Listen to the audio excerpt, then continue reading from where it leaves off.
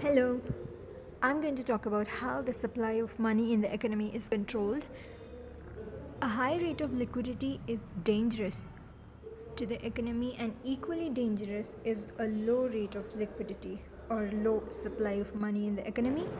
So, that is the reason the supply of money should be monitored and controlled, and this is done by RBI, the Central Bank of India, through its monetary policies. Under the monetary policy, one of the ways to control the supply of money is through interest rate.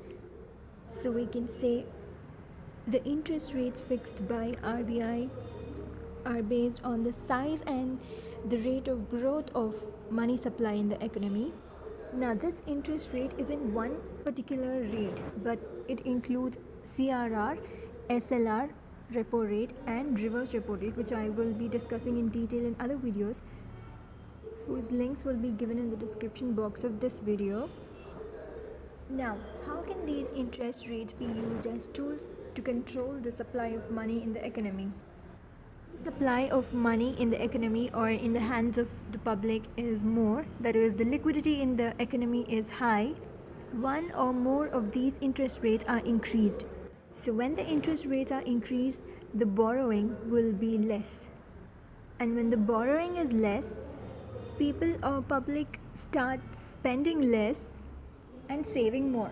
When savings are increasing, the supply of money, that is the liquid cash with the public, reduces.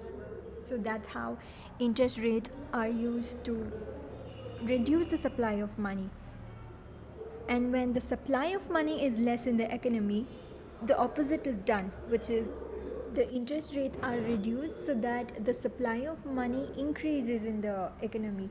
That happens while the people borrow more because the interest rates are low, people start borrowing more, thereby facilitating the increase in supply of money in the economy.